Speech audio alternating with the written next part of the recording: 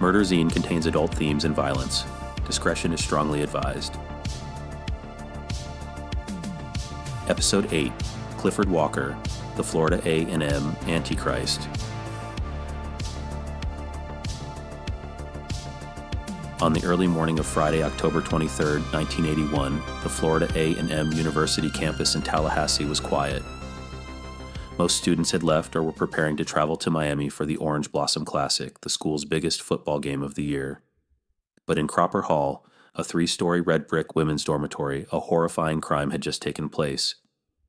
At 5 a.m., the house mother of Cropper Hall, accompanied by 2 Leon County Sheriff's deputies, moved through the dormitory, banging on doors and shouting, "Stay in your room, lock your door and window, and don't come out till the sun shines." She skipped only one dorm, room 111. Inside, 19-year-old Millicent Elaine Wilson, a business management sophomore from Long Island, New York, lay dead. It was her birthday.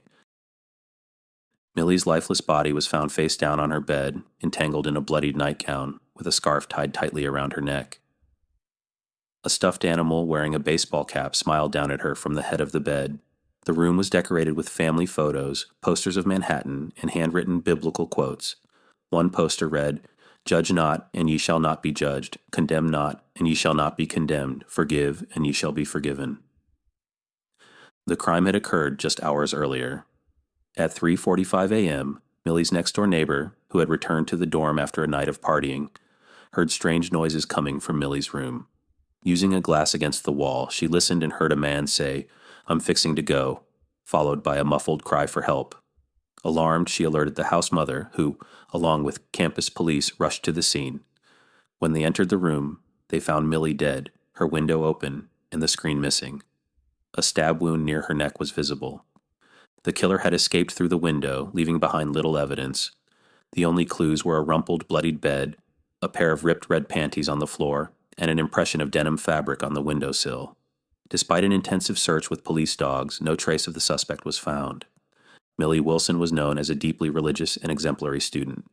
She served as the dormitory's resident assistant, responsible for enforcing security rules, including the "no men allowed" policy. Friends described her as someone who would never have allowed a man into her room. She did have a boyfriend with whom she had never been intimate. Her last known activity was a phone call in the dorm hallway at 2:30 a.m. The autopsy revealed that Millie had been choked with her own scarf, sexually assaulted, sodomized, and stabbed to death. The stab wound near the left collarbone was so deep it had severed a spinal disc. The killer was left-handed and likely had an unusually large penis, which may have been injured and sore due to the ferocity of the attack. Despite these clues, the investigation initially yielded no suspects. The next day, Saturday, during halftime at the Orange Blossom Classic in Miami, the crowd paused for a moment of silent prayer to honor Millicent Wilson. For many students in attendance, it was the first time they learned of her death. The case took a turn on November 15, 1981, when rookie Tallahassee patrolman Jeff Herrig responded to a request to check on a young woman named Harriet Jackson. Harriet's ex-boyfriend, Clifford Walker, a 26-year-old FAMU senior, had been acting strangely. Walker had told his mother that Harriet was gone and had no clothes on. Herrig contacted Harriet, who confirmed she was safe, but revealed that she and Walker had broken up after a heated argument the night before Millie's murder. This information led detectives to Clifford Walker. Further investigation revealed that Walker had a history of disturbing behavior, including harassing phone calls to a rape victim. He had also missed classes on the morning of the murder and asked pointed questions about the case. Harriet also told detectives that Walker seemed to know unusual details about the crime, including the height of Millie's window and the type of knife used. She also noticed bruises on his penis, which matched the description of the killer's injuries. On November 20th, Walker was brought in for questioning. He denied involvement in the murder but spoke obsessively about the Bible and claimed to have supernatural powers. Detectives noted that he was left-handed, matching the killer's profile. Although released due to lack of hard evidence, Walker remained a prime suspect. Walker's minister, who had known him for some time, provided crucial insights into his mental state. The minister recounted 2 disturbing conversations with Walker in mid-November. On November 16th, Walker claimed to have supernatural powers and said that God spoke to him, as did other voices. The next day, Walker's behavior became even more alarming. He told his minister that while driving to Valdosta, Georgia, he had a vision of a roadblock. When he saw two state troopers by the highway, he pulled over and spoke to them, believing it was a fulfillment of his vision. He received a ticket for failing to produce a driver's license, but became fixated on the idea that the troopers were alluding to the initials M and H, which he interpreted as references to Millicent and Harriet. Walker also compared himself to the Antichrist from the Book of Revelation, claiming he bore the mark of 666 on his scalp. He said someone would have to die for him to be released from this mark. He recounted seemingly innocuous events that kept bringing biblical numbers to his attention, such as accepting $25 from a relative instead of $30 because Jesus was betrayed for 30 pieces of silver. He was then distraught after putting $18 worth of gas in his car, realizing too late that 3 sixes add up to 18. Walker's behavior grew increasingly erratic as the investigation progressed. On November 26th, Thanksgiving Day, he attempted suicide by swallowing pills and slashing his left forearm. While Walker was in the hospital recovering, police discovered 2 letters in his apartment.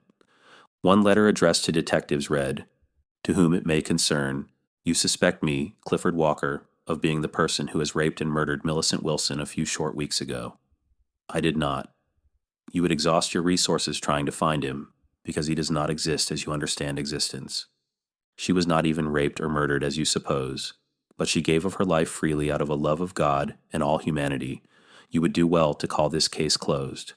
The second letter was addressed to Walker's minister. It read, "I never really knew if you believed the far-out things I was telling you. Nevertheless, I have come to the conclusion that there is no way out for me except death, if in fact I can die. Millie cannot help me anymore. Things got to the point where she was being dragged along with the tides of evil, just as I am. I was compelled to dismiss her and to give her back to the God from which she came. She did her best, but she just couldn't wrestle against hell's forces and my own iniquities at the same time. People think that I killed Millicent Wilson. I did not. She gave her life freely, that I might have a second chance at life. I do not know if I actually died or if my spirit was merely caught away. Nevertheless, I have already been before the throne of God. You may think that I am destroying the temple of God. I am not. I am merely arresting the host of Satan and his devilish crew. Would you believe the bastards that offered me the presidency? I do not know whether it would be the U.S. or Russia, but certainly one of the major powers. I refuse them. This temple should be burned, lest it be raised up in a little while and transformed into the likeness of your natural historical enemies. Through that temple, Satan would rule the world with great authority.